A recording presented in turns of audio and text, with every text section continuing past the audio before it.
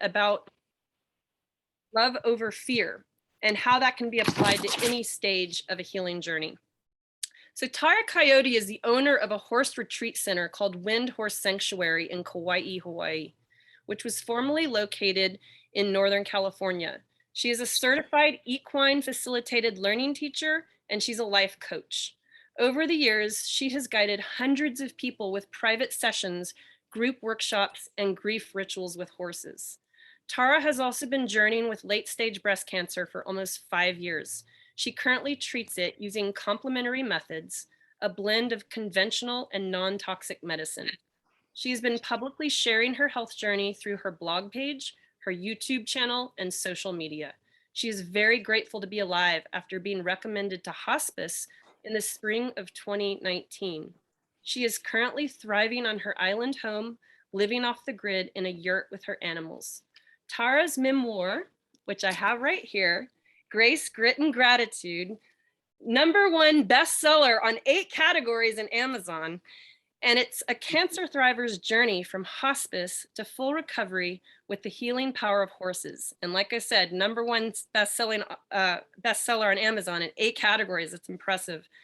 Her book is about overcoming adversity, a deep dive into the challenges that come from loss, her harrowing health journey, and how her horses have played a significant role in her miraculous healing with cancer. Tara released an award-winning environmental 10-minute short film about climate change, equating it with her health journey in her film, Honor the Earth. She happily lives in Kauai with her 2 horses, Comanche the Mustang, Blue the Paint Horse, Zaria the Australian Shepherd, and a plethora of cats. She believes it is always possible to find beauty within the greatest tragedy, and that every challenge is present to serve us for our highest growth. We warmly welcome Tara Coyote. Thank you so much. What a lovely introduction. I'm so honored to be here with all of you lovely people all over the globe. So yes, so I'm going to share a little bit about my story, and then I'm going to talk about the topic of love over fear and kind of break it down. So just first of all, thank you so much for having me here. Y'all are an incredible group of ladies, and really excited to share.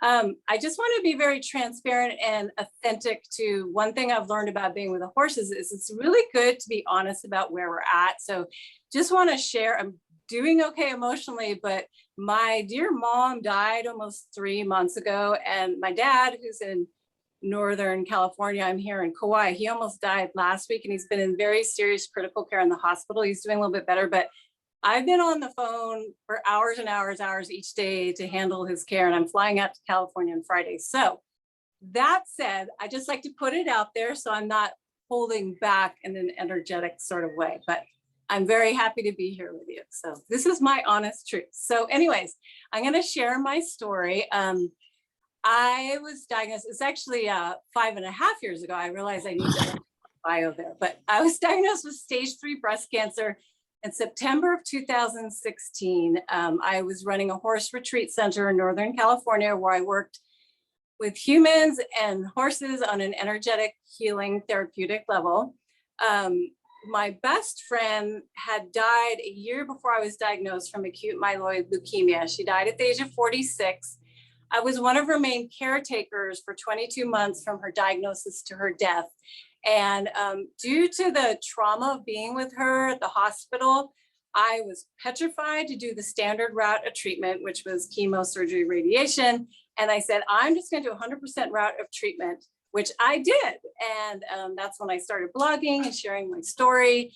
And it was going really, really well until a stressful incident occurred. And I was forced to sell my ranch and give up my business. Sorry, my dog's running around. I gave her a bone, but hopefully she'll settle down. I hope she doesn't disturb us. And during that time, it was a very stressful, almost a year, really. The cancer spread to multiple places in my body. It went from my breast to my lungs, my liver, my spine, my adrenal glands. I moved back home to Kauai, Hawaii, where my dad's side of the family is from. And in the spring of 2019, I was indeed recommended to hospice. I had so much cancer in my lungs. I couldn't talk. I had to sit up to sleep for 2 months because I was gagging and choking in my sleep. I was walking with a cane because my left hip was breaking. And I basically had to face my worst fear, which was to do chemotherapy. My doctors here in Kauai said, you know, you have about 6 months to live. And I could tell I was dying, you know, all those signs of cancer death were hitting me. And, you know, at that point, I had so many friends, sadly, who died young from cancer. So I knew that well. And I had to make a decision. Was I going to face my fears of doing that or live? And I chose to live. My son was 26 at the time, and I really wanted to be here for him. So I ended up doing 9 months of chemotherapy. During that time, I almost died twice. I ended up in the hospital. I broke my left hip due to bone metastasis, and I had to have emergency double hip surgery. Had to learn to walk again, and been through so much. And then February 2020, I finished treatment, and the cancer in all my parts of my body had remarkably shrunk. And ever since then, it's been 2 years now. I keep getting clear scan results. The tumors are shrinking. My blood is healthy and clear. So I wrote my book, Grace, Grit, and Gratitude, like Anne so wonderfully shared. This came out in August of last year to share my story. So that's my story in a nutshell. And I'm very passionate about this topic, choose love over fear. I talk about it a lot, and it sounds kind of woo-woo, but it's a lot of what Anne mentioned with the state of calm within the body. So I'm going to go into that here. So everything is energy. And again, that sounds woo-woo too. So I'm from Northern California, where this is a normal word. And I live in Kauai now. So I know every place is a little bit different, but with the horse work I teach, we talk about energy because horses work a lot with energy. And if you know about the Heart Math Institute, that's in Santa Cruz, California, they talk about how the heart is much more powerful than the mind. We live in a culture that is very mind dominant. We're taught that everything comes from the mind. It's I think this, I think that. But what the horse work does and the Heart Math Institute teaches is that the heart is actually more powerful than the mind, and so is your gut, your instinctual self. So talking about choosing love over fear, it's all about really the language of the heart, and that's what ultimately heals. So I want to just for one brief second, just close your eyes if you like, or keep them open, and just tap into that energy of love. Maybe think about somebody, you know, your partner, your pet, a friend, something that produces a sense of love. You know, this, I love this creature, I love this being, and see how that brings about like an expansive sense within your body. It's very relaxing and soothing. Okay, and now on the other hand, don't want to ask you to do this, but just so you see the contrast, tap into a sense of fear, something that creates fear within yourself. And there's so much fear in our society these days, it's probably easy to tap into. But just tune into that for a brief moment, and then we can let it go and notice how that is in your body. Okay, great. And then you can slowly open up your eyes. So just to show an example, love is a very expansive sense of being. It helps the body relax, whereas fear creates a sense of contraction and restriction. So I love to talk about this these days because there is so much fear prevalent in our culture, unfortunately. And, you know, there's separation, there's judgment, and more than ever for us individually to continue our healing. And as a society, it's so important to tap in that space of love. And I'm going to talk a little bit later about the parasympathetic state, which is what Anne, you touched on a little bit there. So that's what it really is about. So everything, like I said, is energy. If you know about, there's a Japanese man named Emoto, and he did a study where, you know, he'll take a glass of water or bottle of water and he would draw, you know, words on it. And it was pretty amazing. If you look at that water underneath a microscope, you can see crystals shaping in the design of whatever it may be, love and fear. And it's fascinating. If you don't know about this, I suggest you check it out. His name is Emoto, E-M-O-T-O. And it really talks about that. So if you think about our bodies, I believe are 90% water. So this affects us. Whatever we think, whatever we say affects us. You know, I know we're taught to like talk nicely about people, but you know, thank you so much. Great. I really appreciate that link. I saw that. So, you know, we're taught, or let's see, let me just say, you know, we all, well, not all of us, but we know to eat healthy is important for our bodies. But what are you choosing to put in your brain? It's equally important, or maybe more so. What I found with my own healing journey, what I choose to think really creates my reality. So, you know, if I choose to be in a state of fear or panic, and this takes effort, it's daily effort for me, especially when hard things are going on, then that'll affect my body and I'll be more stressed out. If I learn to let it go and do the things that feed my spirit, yoga, massage, meditation, being in nature, whatever it may be, then my body can drop into that state of just relaxation. So I'm just going to read, actually, no, for the sense of time, I'm not going to read that. I wrote a little quote from Emoto here, but I think you guys get the picture of that. So I want to talk about aloha ma. This is a term from a dear friend of mine named Coyote. He's a Hawaiian man. I live in Hawaii here. And he talks about aloha ma. Aloha ma is self-reflective love. I talk about this in my book and I talk about it on social media a lot. And it's really a deep sense of self-love. Like, how can you really love yourself in a profound, deep state of being? It's really tuning into that own deep sense of love and turning it in on yourself. So it's hard to really capture, but hopefully I'm doing it justice here. So we can choose our thoughts, and our thoughts direct our energy. So for me, on a stage 4 cancer journey, it's so important. You know, I could choose to be in a state of fear and be like, oh my God, I could die, the cancer could come back, which it possibly could. Or I could choose to think, I am healing. And I'm using this as an example because this is my path, but we all are dealing with something, whether it be, you know, arthritis, depression, whatever it may be. You could turn this to your situation. It's really about, are you choosing to be empowered in your path and take whatever adversity happens as a growth opportunity, or are you choosing to be a victim and let it limit you? So this is a lot of my tools for really embracing my life and continuing to heal. I just want to read this sentence I wrote. So every thought you think is born of a conscious or unconscious creation, which in turn manifests how you wish to see the world. So I shared the example of when I was in bed and I broke my hip.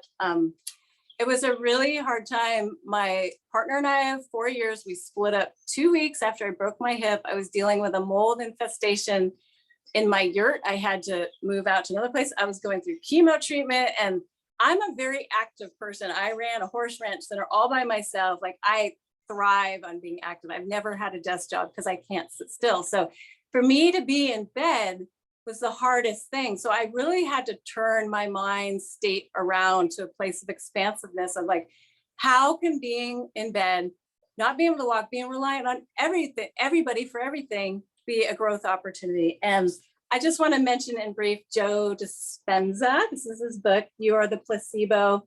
He's got great videos. I highly encourage you to check out his work. It was his work that helped me get through being stuck in bed for a month and learning to walk again. So I really use his work. I also use the work of Byron Katie of turning my thoughts around. And if you're interested in learning more about any of this, feel free to reach out because I'm happy to share information. I want to share a little bit about the spiral. You know, you can choose your thoughts. Are you choosing to spiral up in a positive way to thinking, or are you choosing to spiral down? And I'm not saying to suppress whatever negative thoughts you have. It's very important to honor your thoughts, your emotions. And I could talk about this one for hours. Emotions are meant to be temporary. You're meant to experience it, feel it, get the message behind it, and let it go. So I'm not telling you to do spiritual bypassing. I'm just sharing with you, you have a choice for how you direct your thoughts and your mind. All right, so I know I'm running out of time here, but I want to talk about the parasympathetic and the sympathetic nervous system that Anne talked about. She, in brief, the parasympathetic nervous system, it's a place of rest. It's when your body can really drop into relaxation, which is where healing occurs. Okay, thank you. So it's okay if I go over a little bit? Yeah, okay. Because otherwise I'd have to end in a minute and a half. Okay, I'll just go over a little bit. Thanks, you guys. So the parasympathetic, again, it's a place of rest and relaxation. And it's challenging to do in this culture because we're taught to like go, go, go, go, go. We're taught to be productive. But it's really important to drop into that sense of resting, the parasympathetic nervous system, to really rest. So on the opposite side is the sympathetic nervous system, which is really the reptilian brain, fight, flight, and freeze. And we're really taught to be like that in our culture. So say, for example, I'll use the water because it's here. If I drop this glass of water, or if I have a fight with a friend, or a tire pops out on my vehicle, there's a sense of dread and fear that comes on of like, my life is in danger. Not to say it's always like that, but our reptilian brain and the way we've survived as a human species is because we're so wired to say, our caveman ancestors, when there's a saber-toothed tiger outside the door, we're taught to flee, to fight, fight, flee, or freeze, right? But these days, we don't need to have that running our lives, ruling our lives. So something to think about. It's good material. And I really try to get in this state. And believe me, it's tough, especially when crazy stuff is going on. That's my cat's fighting. So, I do these presentations and it's always funny. These animals tend to do this for some reason. So cat dog dynamics here. It's part of living in the jungle with lots of animals.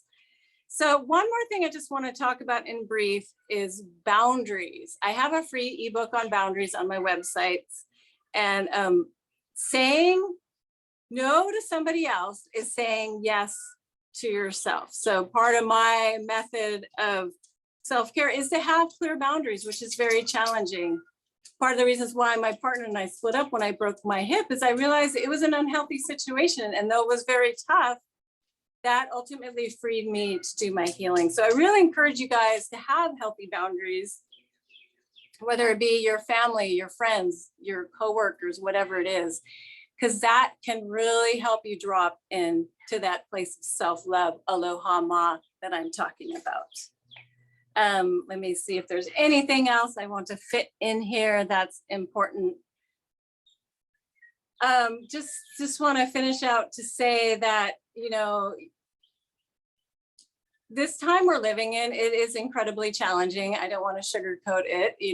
I feel like we're all here in this time period to really grow. It's an opportunity to grow. And so whatever comes your way that's challenging, it's really a growth opportunity. And I'm just saying that from experience. And believe me, when my dad's going downhill and I'm like, I really don't want to go to California, I don't really want to do it, I'm constantly affirming to myself, this is a growth opportunity, Tara, and it is, just to share and breathe, because I like to be very transparent. My brother and I, we've had a rift, sadly, since the spring. And due to my dad's decline and the emergency state he's in, we've actually come together and we've talked more in the last few days, because we have to come together because our dad's in a serious state. We've talked more in the last few days than we have in years. And that is a basis of what I'm saying, that's like the love and the expansiveness. So even though there's something very difficult happening, there's still beauty. And so as I'm soon going to California, I'm choosing to be like, okay, instead of being scared about the worst case scenario, I'm really working hard with my mind. So I'm using that as an example because that's something that's very real for me now, that just rather than giving some cookie cutter analogy, that's, something that was a few years ago. So that is my talk. I have so much I've written about this in my blogs. I did a video where I talk about this on my YouTube channel, and just feel free to reach out. I'm on Instagram at Tara Coyote, where I share a lot of this in goofy dance videos. So thank you so much. I hope this was helpful and expansive and helpful for you in some way. Mahalo. Aloha ma. Thank you so much, Tara. That was beautiful. And we have about 10 minutes or so to really just kind of take in those takeaways. And so we'd love to hear from you now, our community, about what are some of the things that really stood out for you, like those ahas in Tara's story, and how it resonates for you. Because I know everybody in here has a life story that could be applied in some form of some of those pearls of wisdom that Tara just shared with us. And so when you think about what's coming up, what resonates for you, your biggest ahas, we would love to hear from you. So we'll just leave it open for anybody who feels inspired to share. Okay, I see Maggie. Maggie, would you like to share? So I have